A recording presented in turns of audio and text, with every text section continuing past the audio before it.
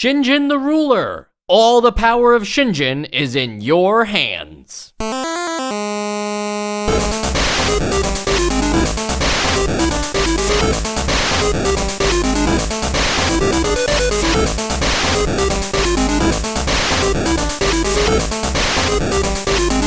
And welcome to Nostalgia, a chronological exploration of every NES game released in North America. I'm Mike.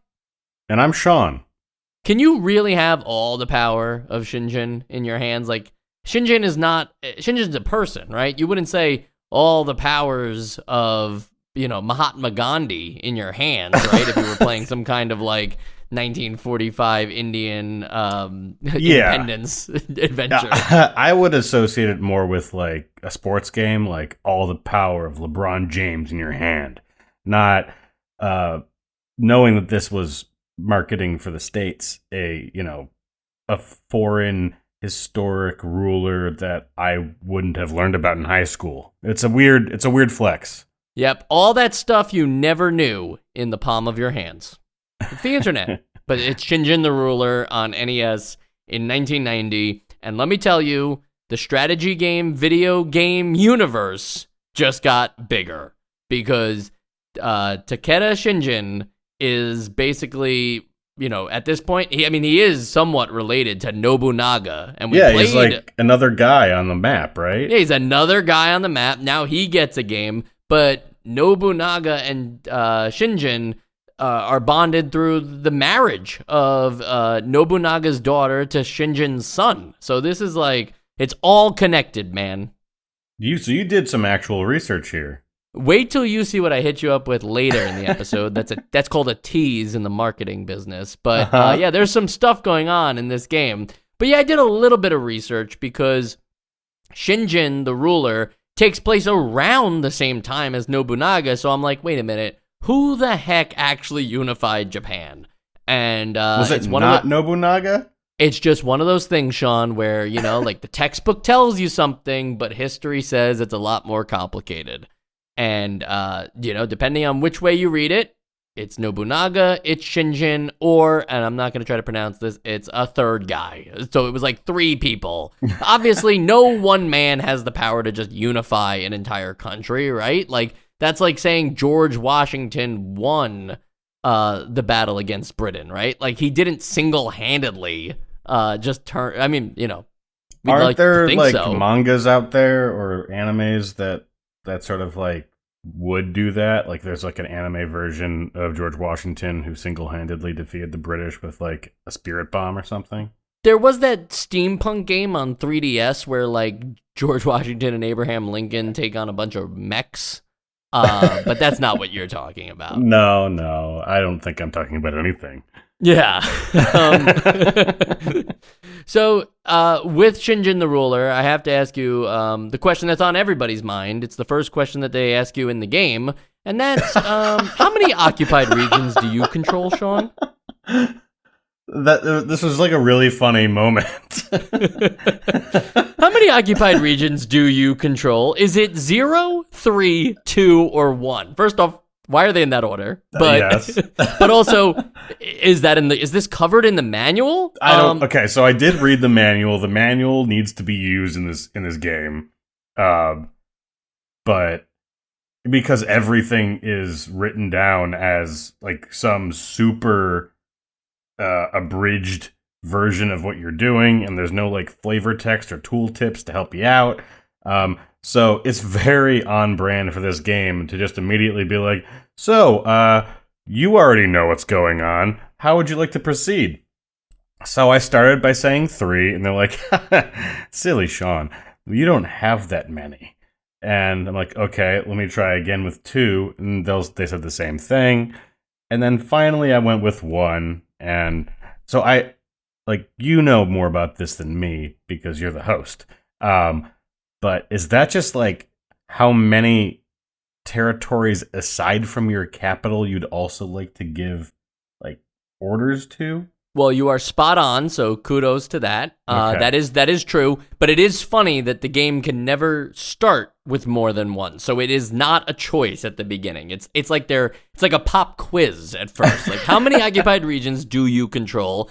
And the answer is only one. It can never be two at the start of a game. You only ever start with the one region that Shingen did have rule over. And then even if you go beyond 3, you say you own, 4 or 5 territories, you can only ever give commands to 3 at a time. Which I think that makes sense as like a balance thing. Yes, exactly, right. Yeah. You can't just be ganging up. If you have 17 and there's 2 remaining, right? It's like, all right, just at this point, guys, just give in. But yeah, yes, it's how many you want to give orders to. So I get the check later on. I just think it's funny as a starting point to basically say how many occupied regions do you control is just a weird way of wording how many territories do you want to give orders to is the real question at hand. which is also like just thinking about strategy games now. It's already dating itself. Like, it would just be, here's what you can do. You can choose to do this or skip. Not how many of the things that you are able to do would you like to do. It just doesn't happen. Yeah, that's a good point, because you can pass. You can say, like, I choose to do nothing, which I guess is also helpful, because technically I think you can give more, depending on what you choose, you can give more than one command to a territory, so you might want to just give off, like, one command and then pass the remainder. But I could never find a good reason for that. You need to do everything in this game, so you might as well never pass. I can't think of a justification for it. But I wanted to talk about the other thing you brought up, which is just the confusing menu layout, because everything is abbreviated. And when I say everything, I mean it all. The manual is required because memorization would be required otherwise. You have your YLD, your DST, your PRD, your PRI, and then within those menus, your RNK and your HDQ. It's like, oh, come on. Give me a it's not even here. like, oh, well, how are they supposed to list all this out? It's like, no, the way that they designed, like the UX UI developer or whoever decided that this is how this game is going to look, like, they made the conscious decision to have to abbreviate everything. Like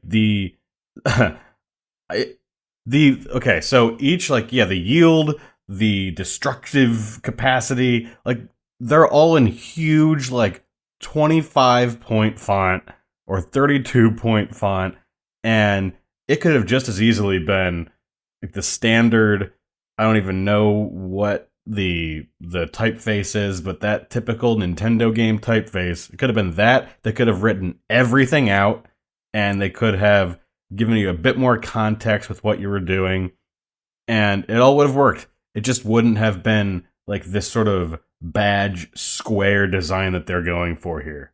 Yeah, in the combat sequences, you do get a lot of information in those menus, a lot more text. So I agree with you. It's not hidden for any good reason. But even just thinking about, okay, so we've played strategy games before, but that doesn't mean that everybody in 1990 played all of the other Koei games, of which this is not a Koei game, too. We'll get into that later. But, we have some introduction to this, so we kind of at least understand the importance of rice and building a military and taxes, right? Because we've seen how it works in the other games, and there's generally a flow of these things. But now the fact that I have to actually refer back to the manual just to understand, like, what the abbreviations mean, lest I memorize it all, it just feels like another way to kind of gatekeep this strategy genre away from casuals who would prefer to just, like, I don't know, have a streamlined version of this. The differences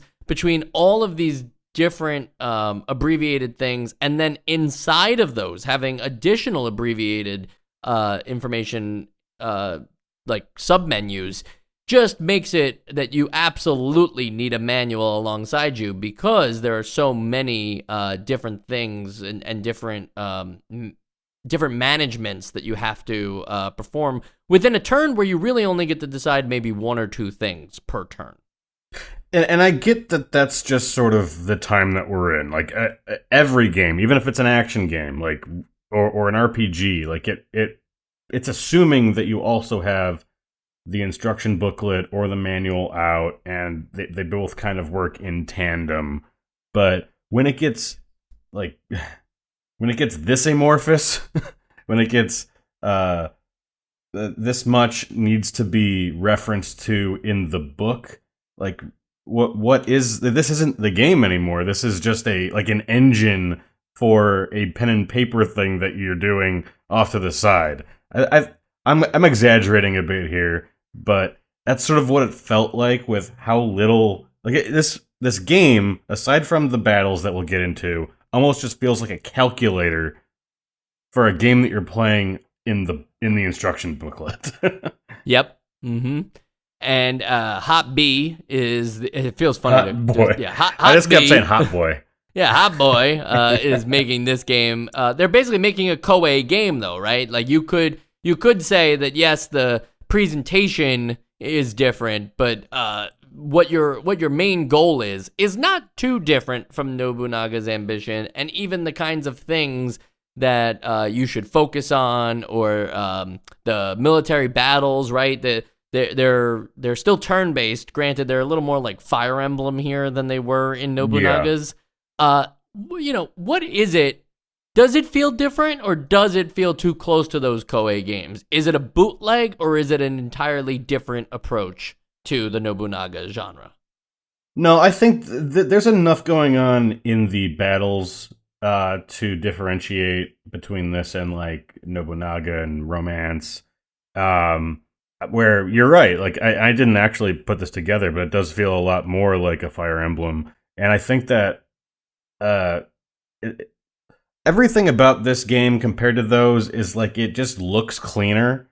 Like even the ridiculous design of the domestic the domestic orders and what you're doing outside of battle, like it's nonsense, but it looks nicer. And in the battles, like in Nobunaga, like you had these weird, like almost skeuomorphic, like pieces that you were moving around on this weird grid that wasn't a hex grid, but it tried to act like one, and it all looked very chunky and not very clean. Whereas the battles in this game, like everything feels a lot more like a 8-bit strategy game than like what Nobunaga seemed to have been going for, which is almost like trying to pretend that it's a board game. So what's your fast approach to learning these games now that we've had a few, right? It's not your first time kind of digesting what's going on here. Did you go straight to the manual and kind of read through everything? Did you try to just say like, oh, it's all about production, I gotta just up my production? Is it all about military, I've gotta just acquire as many troops as possible? What was your strategy to kind of trying to get somewhere with this game?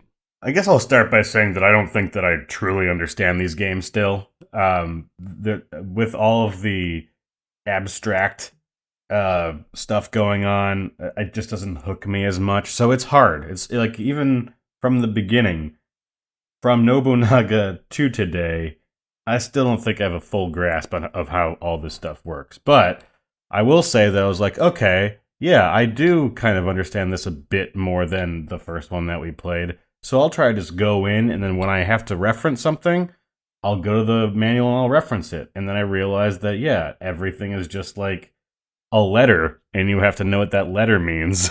So I did then just have to go and kind of read the manual as if I was doing a unit for, like, I had to read the textbook to do a pop quiz on the test in high school. So it was a lot of front loading of information, which I don't think is very conducive to actually learning how to play the game, but I did my best. And I didn't crash out in the first year like I've done in previous games, and I did win a couple battles, and I still don't know like if I'm doing well, but yeah, I didn't immediately lose. Right. And I didn't beat the game either, or whatever that would entail, conquering all the territories. But I would say, similar to your point about how, like, okay, now that we played a few of these, I know at least a little bit more than I did when we went in blind. There are a lot of menus here that this is not a strategy guide. This is not game FAQs. Don't listen to me. But for me, there are a lot of things that I just choose to ignore as like, oh, well, that's just affecting like my chance rolls. So some of the abbreviated things like DST for disaster, CLT for culture, these are just like, yeah, if my culture was higher, it'd be better, but I'm not focusing on that because that won't help me gain territories. Like, it's better for me probably in the long run, but I don't have time to do everything in a turn. So I basically focused on like my yield to make sure that I was able to, have enough crop for everybody to not starve, and then my military. So it's it's basically what it comes down to in real life, right? Use your brain, guys. Art's not going to get you anywhere. Nobody cares how cultured you are. It's all about how strong your military is and how much money you have. Loyalty? Who cares about loyalty? Okay, so I was under the impression that you would actually have like uprisings if you didn't keep your loyalty up. So I was trying to at least keep a little bit of my resources there. And I think that culture is like an almost universal like modifier on how productive you are. I could be wrong. No, you're right about both. Loyalty will cause an uprising if it's too low, right? But it's like, all right, I'll deal with that as we go. Doing a lot of things will really reduce your loyalty. So it's I don't know. I can't say whether it's a good or a bad thing to focus on that, but I agree with you because the one time that was like, oh, you know what, this is something that hasn't been in these other games that we played. Like you can like sort of invest in gold mining. And this was just my experience. I'll do that and like, oh, we got a gold mine, and then like 4 turns later, it's like, oh, it collapsed, and I'm like, okay, I don't even know if I got anything out of that. So anytime I tried to make progress in a lot of things, it would just sort of revert a little bit while longer. So I don't know, man. You know better than me. No, it's an interesting case with the gold mines too, because there's a choice within there of like, oh, you select a gold mine. Do you want to dig or do you want to produce? And it's like, what's you the can difference? only produce if you have a gold mine. Yeah. So I'm like, is this a trick question? Like, I want more gold mines, right? Like, that's the goal is money here, folks. So I just kept saying dig gold mines, and then every time I had a chance to recruit more units, I was recruiting more units. Because that's the name of the game here, all right? I'm sure there's a way where I can, like, send a princess and have some kind of amicable relationship with a territory to kind of, like, I'm not down sure the how you line. get princesses either. Yeah, I think they just appear, just like the heirs, though, too, right? Like, it takes time. There's a section for heirs, and it's funny because it's not A-I-R, like heir. It's heirs, like people who can assume inherit the throne. Your stuff. Yeah. Right. And at the start of the game, it just says no. Heir? No. You don't have an heir. Eventually you will, but like those are other ways to, I feel like, conquer territories. But like any good video gamer, I can just do it through combat. So I'm going to conquer all these territories by sending my large military to somebody's smaller military and fighting them in combat. And I would say that Shingen the Ruler figured out combat in a way where the Koei games chose to probably just take a more like strategical, simulated approach, and Shingen the Ruler said like, all right, this is our chance to lean into video games a little more and make it where you have, and these aren't the actual terms, Christian, but you have like archers, you have, you have your.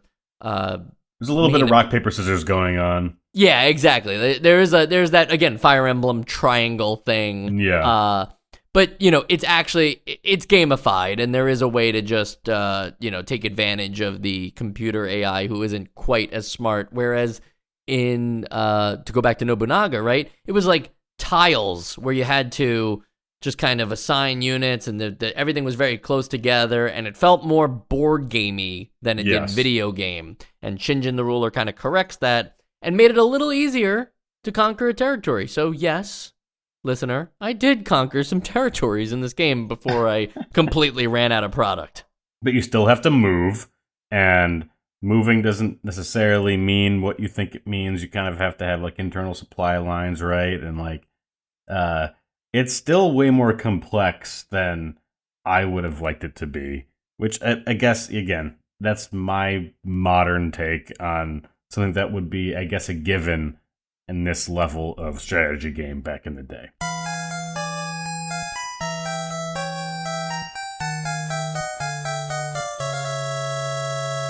As you continue to play the game, time moves on and you will have an heir, and eventually there is a form of succession in this game where you're hoping that the educational level of your heir was good enough so that when now they're the ruler and you control them, you kind of have the same or maybe even better loyalty, culture, etc. But that's a funny mechanic because Shingen's son in real life screwed up things so bad after his father's death that he lost the Empire of Japan in a single day. Wow. So at least it's funny that they like built that into the game, but just try not to let that happen with your first heir in this game. Okay, so this is more of an alternate history game than it is a history simulator. Okay. Should they have made it where it's like a race against time to make sure that you unify Japan before your idiot son? Yeah, before your idiot son comes to power? I think that... Okay, what I think is funny about this game is that it has these mechanics like heirs, like marrying off your daughters, like all these things that I'm used to them being in like something like, again, like Crusader Kings, where it's all systematized. Like you just get a random, like you'll find some character on the map, you'll marry them. There's like a dice roll every month. You might have an heir, and it depends on how you play that these things will happen. And in this game, you just like, I guess on like turn 32, then you have an heir that you have to like train. It's a weird combination where the mechanic feels like it should be more systemic, but it's actually very scripted. I don't know if that makes any sense, but I thought it was weird. Another thing that's weird when you think about just the storylines of history and stuff like that, we haven't gotten a game yet, whether it's Shingen or Nobunaga or Genghis Khan, we haven't gotten a game that really has an accurate portrayal of that person's leadership. It's always just you as the player assuming a military or a government command post with no knowledge, expertise, or anything like what they had. You know, in the Civilization games by Sid Meier later on, there are like unique specific bonuses that you get per country for choosing like that country's great leader. And it plays well to their historical beat. But in Genghis Khan, like, you're not playing as Genghis Khan and all of the, like, stats he had. You're just playing as, like, the every guy who's just trying to redo what Genghis Khan did. But don't you have stats, though? Like, that's their equivalent, is just, I have a higher number in leadership, so I'll be more effective in this specific part of battle, where it's not so explicit as saying, well, I'm Theodore Roosevelt, which means that I get a B-52 when I, when I get to that certain tech level. It's more, it's less interesting, but I still see that they're trying to differentiate in some way. I don't know if that's sort of what you're talking about, though. No, I think it's a fair point back to me. I guess I just didn't feel like, you know how certain video games make you feel like you're Batman. Oh yeah, this is not making you feel like that. I don't know anything about what it means to feel like Shingen in the first place, but I definitely just felt like it was me, the idiot in 2024, trying to figure out what was going on, instead of the, cold and calculated Shingen who managed to negotiate affairs and build up his culture and take on other warriors in order to unite Japan. Right? It doesn't feel as brilliant as it was in history. It feels more like dumb luck. Because even at the mechanical level, like and we've talked about this in these previous strategy games that we played, but like, how am I supposed to know if that stat is good or not? I know that it's usually going to be on a scale from like 0 to 100 or from 0 to 255 or something, but like, is it like, okay, I spent this amount of money on culture to get that stat up. And it says like, okay, you spent that amount of money and now your culture stat is 6 higher. I'm like, okay, is that like efficient? Is that a good return on my investment? Like, I don't know unless I put 40 hours into this game. Right. And I don't think that that's like really what I would need to do to get an idea. If Hot B really wanted to take on Koei in this genre of games, Hot Boy, sorry. Then what they should have done is they should have built in like some kind of tutorialization or some kind of guru that you can consult with on things, because this is just another entry in these grand strategy NES games that proves that it's very necessary to have tutorials. And it bothers me that there is a very arbitrary sequence of inputs that you can do on controllers 1 and 2 in order to get a sound test to pop up. So they had no problem making it so this way it's like, oh yeah, well, let's build a sound test into the game, right? But let's not have tutorials. Don't do all the like, extra things you think you have to do. And not even sound test, but there are similarly complicated cutscene codes. So I don't know anything about this stuff. Yeah, it's like, all right, listen to this. So hold start and select, hold A and B on controller 1. Start and select was if you're on the Famicom. Hold A and B on controller 1, reset the game, and as soon as it boots up, release the buttons and hold A and B and right on controller 2. If done correctly, the sound test will appear. Get the heck out of here. Like, build a tutorial, hot boy.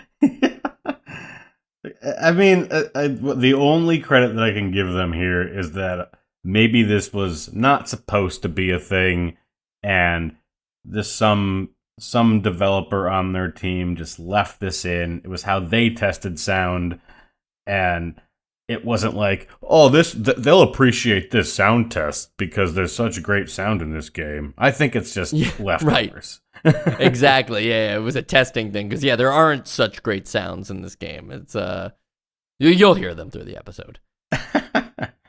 Another thing that's kind of lost to history here is that this game takes place during the Sengoku period in Japan, and women did have a strategic role, at least behind the scenes, right? You couldn't, there was no women leaders, but they did, and there are a lot of notable figures that aren't really like, I don't know, they have the princess mechanic to like marry off to kind of create cultural bonds, but there was like an entire, this girl here, Mochizuki Kiyome, had an entire network of female spies that basically like helped Shingen like take down rivals and stuff like that. And it's it's telling of video games of the time that there isn't really a role for women here in this video game, but I think it's worth mentioning today that they definitely did play a role, and so their absence here feels noted now less than it probably did in 1990.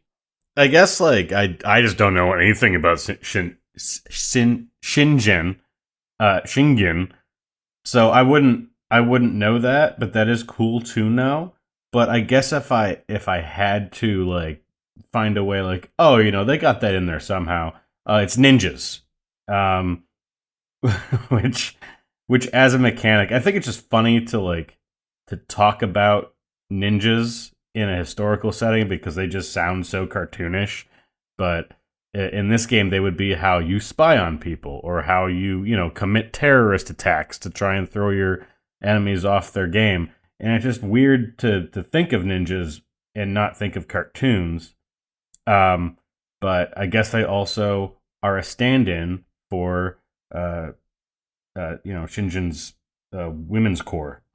And the ninjas are really like what? A way to see the stats of the other territories? Yeah, it's just the way that you check other stats, or as some kind of clandestine operation.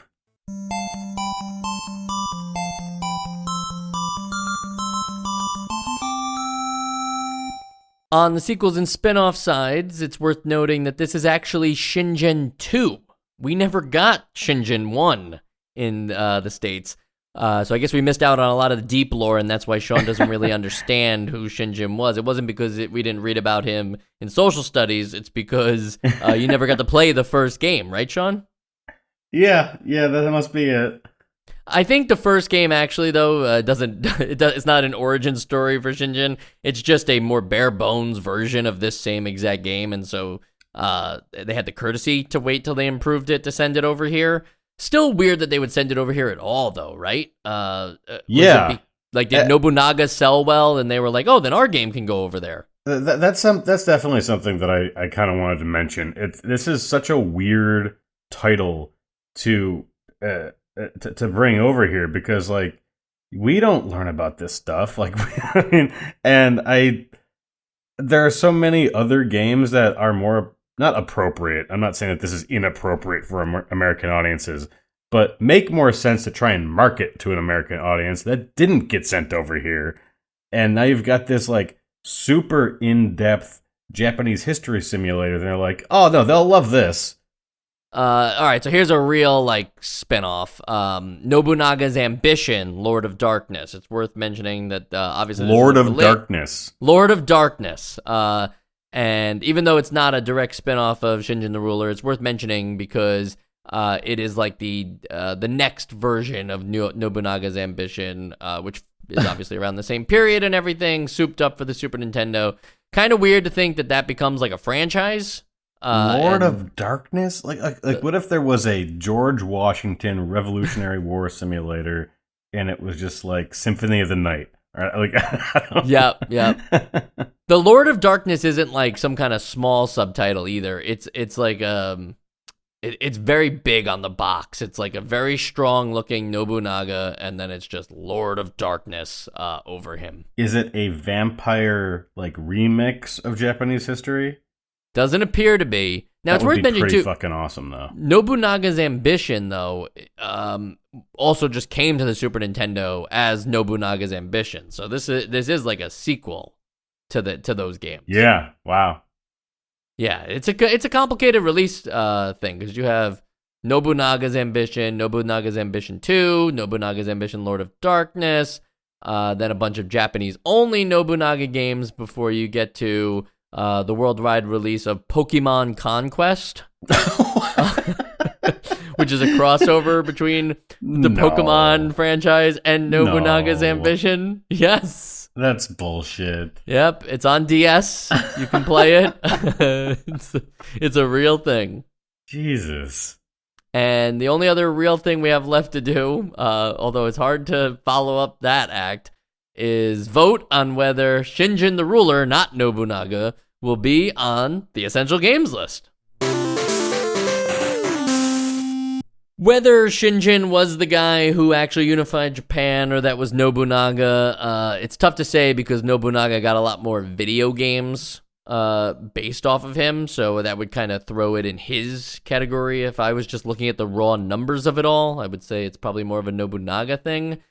Shingen the Ruler, as we talked about, did make combat a little more fun, but it didn't really fix any of the other problems I have with strategy games. So I'm just saying, as like a 30-plus-year-old, that like I'm still a little confused on what's happening, and I really doubt anybody in 1990 was having a great time with it. In fact, I would go as far as to say that even the videos, and they're few and far between, but the videos you find of people playing these kinds of grand strategy NES games on YouTube where like they do some kind of commentary, they also haven't quite figured it out. It's weird that they're like, here's me playing this game I had from my childhood for 5 hours, and as they talk through it, they're just kind of like, yeah, and I'm just gonna do this, and then like long pause, and then okay, and yeah, we're gonna add these guys to our military. Like, they're not really sure what they're doing. So how can anybody be sure what they're doing?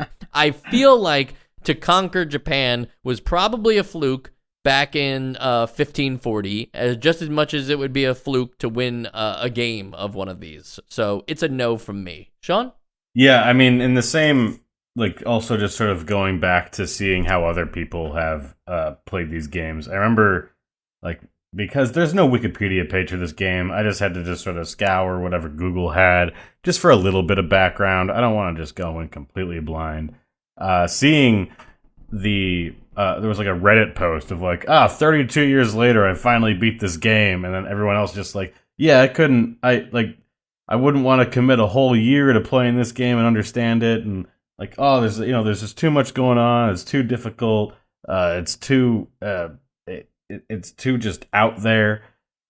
I kind of agree. I think this whole genre just is not doing it for me, and it's so weird because I like this stuff. Right. And I just wish that I had a better grasp of it. If I actually gave this a month of playtime, which I don't know if I can, but if I did, maybe I'd actually get it. But when it's only like, hey, we got more podcast games to go through, I can't give that kind of time to this game.